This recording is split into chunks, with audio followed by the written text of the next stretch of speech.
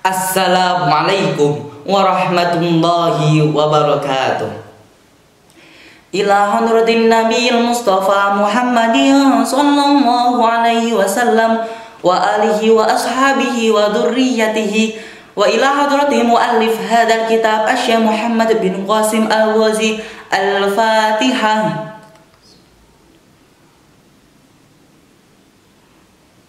Bismillahirrahmanirrahim. Qala al-musannifu rahimahullahu ta'ala, nafa'anallahu bihi wa bi'ulumihi fid dharaini. Amin. Kitabu Bayani Ahkamis Siyami. Sumber mula ini adalah kitab menjelaskan hukum-hukum puasa. Wa huwa wasaumu masdarani. Wa huwa dan sumber ianya siyam dan saum masdarani ialah masdar dua. Jadi saum dan siyam itu terbentuk dari masdar, sama-sama masdar dari fi'il madhi soma. Soma yasumu sauman wa siyaman. Jadi saum ini bisa digunakan untuk menjadi masdar. Begitupun juga siyam. Siyam bisa digunakan untuk menjadi masdar. Kalau contoh salah satu ayat Al-Qur'an yang menggunakan siyam adalah A'udzubillahi minasyaitonirrajim. Bismillahirrahmanirrahim. Ya ayyuhalladzina amanu kutiba alaikumus siyam. Al-ayah. Jadi saum dan siyam itu maknanya sama. Sama-sama masdar dari fi'il madhi soma yasumu. Fi'il madhi sulasi mujarrad. Sebelumnya ibadah puasa itu termasuk khosais umat Nabi Muhammad sallallahu alaihi wasallam. Meskipun sebelumnya ibadah puasa itu sudah diketahui, sudah dilakukan, tetapi bagi umat Nabi Muhammad sallallahu alaihi wasallam itu khusus, dispesialkan, diharuskan melakukan ibadah puasa bulan Ramadan. Ma'nahuma lughatan al-imsaku. Ma'nahuma maknanya saum dan siyam, lughatan cara bahasa al-imsaku ialah menahan. Jadi secara bahasa saum dan siyam itu maknanya sama, artinya sama, yaitu al-imsaku berarti menahan. Menahan sesuatu itu dinamakan puasa. Misalnya kita menahan diri dari berbicara, itu sudah termasuk siyam. Yang kedua, misal kita tidak keluar rumah, atau dengan istilah lain kita berdiam diri di rumah, itu sudah termasuk siyam juga. Jadi saum dan siyam itu maknanya sama, yaitu al-imsaku berarti menahan. Wa syar'an, dan menurut istilah syara' imsaku an mufattirin. Nah, ini ada perbedaan ya antara mufattirin jika diikutkan dengan wazan taf'il dan mufattirin jika diikutkan dengan wazan if'al. Jika mufattirin ini diikutkan dengan wazan taf'il, fattara yufattiru, sehingga isim fa'ilnya itu adalah mufattir, itu dimaknai dengan sesuatu yang membatalkan puasa kita. Hal-hal yang menyebabkan puasa itu batal.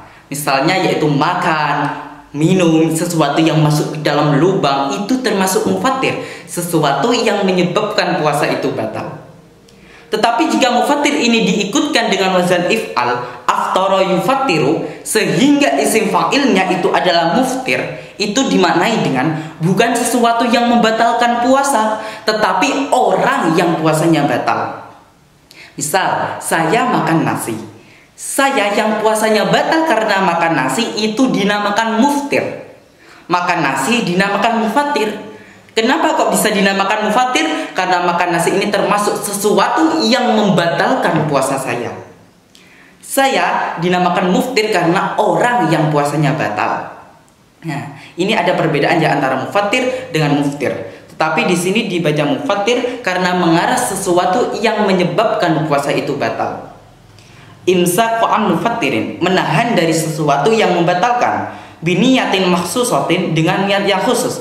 Menahannya itu kapan? Jami'an nahari, di seluruh siang. Qabilil lisomi, yang siang itu menerima puasa. Menahannya itu siapa saja? Min muslimin, dari orang Islam. Aqilin, lagi berakal. Tohirin, yang suci. Min haidin wa nifasin, dari haid dan nifas. Jadi secara syara puasa itu lebih khusus maknanya dari bahasa, dari makna lugawi. Apa itu secara syara? Puasa secara syara dimaknai dengan menahan sesuatu yang bisa membatalkan puasa kita. Menahannya itu dengan menggunakan niat. Harus ada niat di awalnya. Kenapa kok harus ada niat? Karena puasa itu termasuk amal, dan hadis Nabi mengatakan innamal a'malu binniyat, yang melahirkan kaidah fikih al-umuru bimaqasidana. Kapan seseorang menahan sesuatu yang membatalkan? Menahannya yaitu jami'an naharin, di seluruh siang, mulai dari terbit fajar hingga terbenamnya matahari. Menahannya itu, tetapi tidak pada seluruh siang. Qabilil lisawmi. Jadi dikatakan puasa itu adalah menahan dari hal-hal yang membatalkan puasa pada hari yang dimana hari itu memang bisa kita untuk melakukan berpuasa. Jadi kalau seandainya ada hari yang dimana hari itu tidak diperbolehkan untuk melakukan imsak, maka tidak dikatakan puasa. Misalnya yaitu hari raya Idul Fitri, Nahar Idul Fitri. Pada siang hari raya Idul Fitri itu siangnya dikatakan laisa qabilal lisawm. Dikatakan siangnya itu tidak menerima puasa. Kenapa? Karena pada siang harinya itu tidak diperbolehkan untuk melakukan puasa. Sehingga kalau kita imsak an-mufattir pada nahar yaumin Idul Fitri, maka tidak dikatakan puasa. Siapa saja yang imsak tadi? Min muslimin, orang Islam, aqilin, lagi berakal, tohirin min haidin wa nifasin, yang suci dari haid dan nifas. Jadi kalau ada perempuan yang sedang haid atau yang sedang nifas, itu tidak diperbolehkan untuk melakukan puasa. Kenapa? Karena ada maninya di sana. Maninya itu apa? Maninya adalah haid, jadi harus dibersihkan terlebih dahulu haidnya. Nah, nggak boleh ya. Jadi nggak boleh perempuan haid atau nifas itu melakukan berpuasa. Sama seperti ibadah lain seperti sholat, perempuan haid juga tidak boleh melakukan sholat. Apa bedanya? Bedanya adalah sama-sama tidak melakukan. Perempuan haid tidak melakukan puasa, perempuan haid juga tidak boleh melakukan sholat. Tetapi bedanya adalah dalam sholat perempuan itu tidak wajib mengqodoknya. Kenapa kok tidak wajib? Karena kalau wajib itu kasihan. Kok kasihan? Nah, misal perempuan haid itu minimal 7 hari. Lalu dalam satu hari itu ada 5 waktu. 7 dikali 5 sama dengan 35. Minimal perempuan harus mengganti atau mengqodok sholatnya itu sebanyak 35 kali waktu.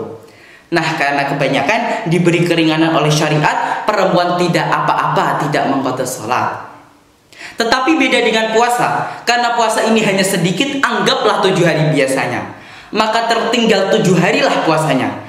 Karena masih sedikit, perempuan itu harus wajib mengganti. Perempuan itu harus wajib mengqodok. Puasanya dilaksanakan kapan? Dilaksanakan yaitu setelah bulan Ramadan.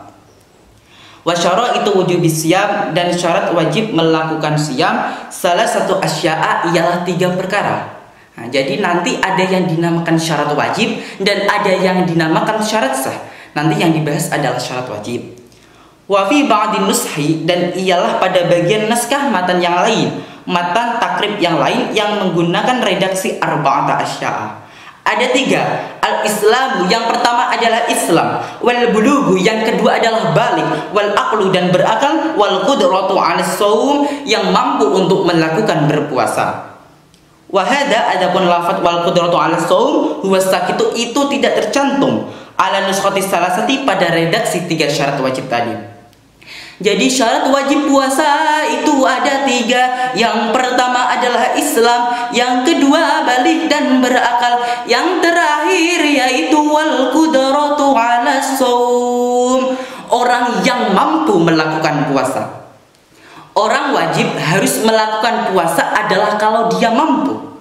Bagaimana gambaran orang yang tidak mampu itu? Ada 2 penyebabnya. Yang pertama penyebabnya adalah ketika dia sudah sakit. Penyebab kedua adalah ketika dia sudah tua. Wallahu a'lam bishawab. Wassalamualaikum warahmatullahi wabarakatuh.